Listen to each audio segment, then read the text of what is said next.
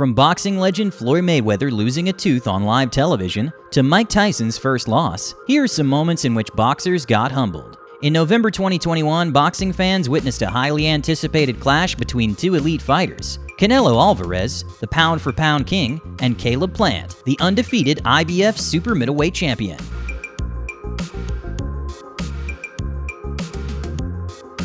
But what should have been a warning of what was about to come happened at the press conference when Caleb tried to slap Canelo, but instead got humbled by his ninja-like reflexes.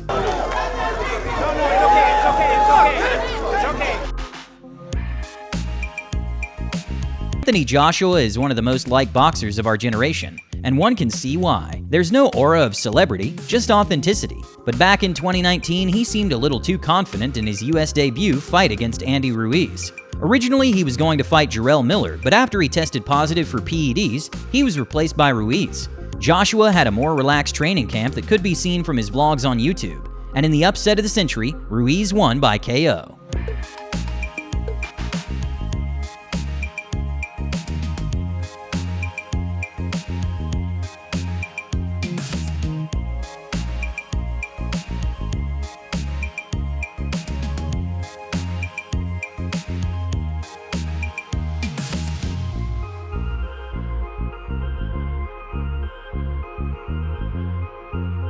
Anthony Joshua definitely took the loss well and learned from his mistakes, and just 6 months later defeated Ruiz in a one-sided fight in Saudi Arabia, reclaiming all his belts. Receiving end, and it's Ruiz who is bleeding. Oh, the dancing man in the desert and the brick. Tony Tucker was a 6'5" heavyweight that was quickly going up the ranks and getting a lot of media attention for KOing 23 of his first 24 opponents. He quickly became eager to fight the undisputed heavyweight champion Mike Tyson. Tyson was quick to accept the challenge without knowing that it would be his toughest challenge yet. Tony Tucker was not intimidated by Tyson's reputation. He could be seen relaxed before the fight started. From the opening bell, Tyson unleashed his trademark power punches, but Tucker executed an incredible right counter, which was the hardest hit Iron Mike had received in his career at that point in time. That was a good right hand by Tucker. That might have been the best shot that Mike Tyson has ever taken right there. Tucker said when we talked to him, he said, "I'm not worried about what he's going to do to me. I'm worried about what I'm going to do to him." That's confidence. Another right hand. And another right hand by Tucker. There was a left hand by Tyson. Mike was able to make a comeback later in the first round, but it was clear that Tucker took that first round. As the rounds progressed, it became clear that this wasn't going to be a walk in the park for Tyson, like many boxing analysts predicted at the time. Took to the head of Mike Tyson. There was a good right hand again by Tucker. In close, catching Tyson on the way in. He's finished with the left hook, Barry. By the end of the fifth round, Tucker was up in the scorecards by points, and Team Tucker was so excited they forgot to put his mouthpiece by the sixth round bell. Now that was an interesting scenario. Tucker was trying to get his handlers and seconds out of the ring. The bell had rung. They were so excited about the prospect of possibly winning the fight, they forgot to put his mouthpiece in. From round 6 onwards, Tyson began to assert his dominance, landing devastating combinations that rocked Tucker. Tucker even resorted to mind games, taunting Tyson to mask his vulnerability, but it was clear that it was more a defense mechanism than a sign of control. Once again, Tucker trying to get cute and again getting the worst of it and still mugging with Tyson, which brings the crowd alive. Well, when you do that, and I know something's doing, time his man up. Those are the antics there. Sometimes work.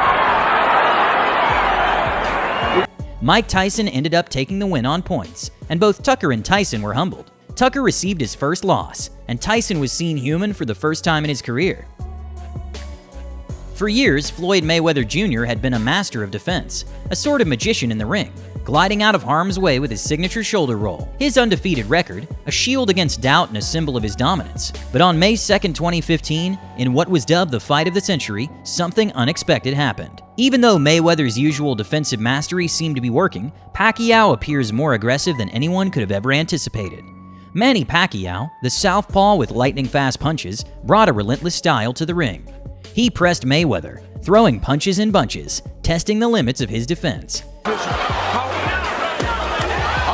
And in the fourth round, it happened. A perfectly timed left hook from Pacquiao caught Mayweather flush on the chin, sending a shockwave through the crowd. Floyd immediately retreated to the ropes and was able to weather the storm. But for a fleeting moment, Mayweather was definitely wobbled, and it happened again in round 6 with another left hand. But just before, Floyd retreated to the ropes and was able to eventually clinch Manny, buying himself more time. Although Pacquiao continued his aggressive pursuit, Mayweather ultimately emerged victorious on the judges' scorecards. However, the fight left an indelible mark. It proved that even the most dominant fighters have vulnerabilities, and that even the best defense can be breached. Mike Tyson was a wrecking ball in human form prior to his upcoming fight with Buster Douglas, who was considered a journeyman fighter and a 42-1 underdog. Mike's record stood at 37 fights with 33 knockouts. Few gave Douglas a chance. He was dismissed as a sacrificial lamb before slaughter. While the world saw Mike Tyson as an unstoppable force, cracks were forming beneath the surface. Behind the scenes, his training lacked the usual intensity. Doubts arose during sparring sessions where he even suffered knockdowns. Out in Tokyo, Mike was sparring with Greg Page, and he got hit and went down. Coach Aaron Snow described him as uncooperative and resistant to serious training.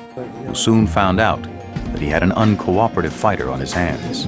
Meanwhile, Buster Douglas was driven by a different fire. Just 23 days before the fight, his mother passed away, leaving a void filled with raw emotion.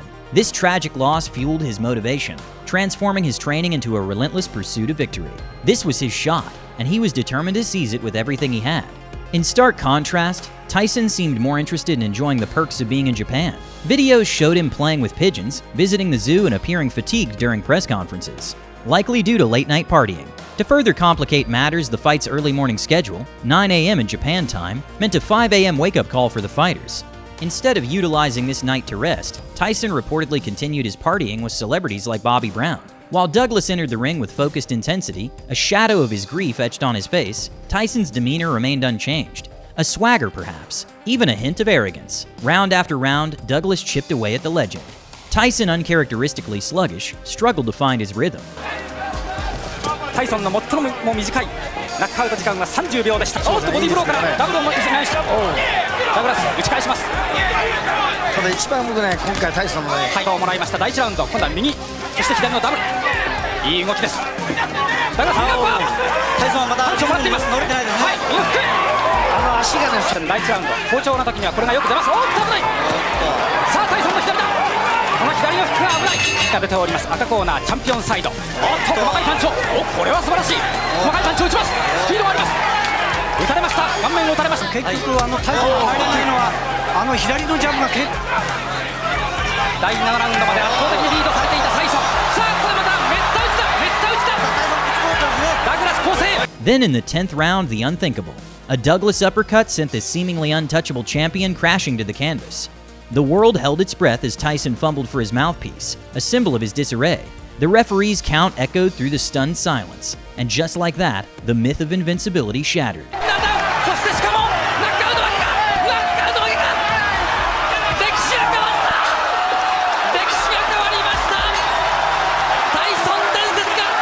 Braulio Rodriguez is a boxer who faced Ryan Garcia back in 2018. With Ryan having a reputation of being an influencer boxer, Rodriguez, who is a more seasoned boxer with over 20 professional fights under his belt, didn't give Ryan the respect prior to the fight. Because you're scaring me, you're a chick, and tomorrow you're gonna fight with a real man who is me. This completely backfired in the ring, with Rodriguez getting dropped in the first round despite doing a lot of taunting.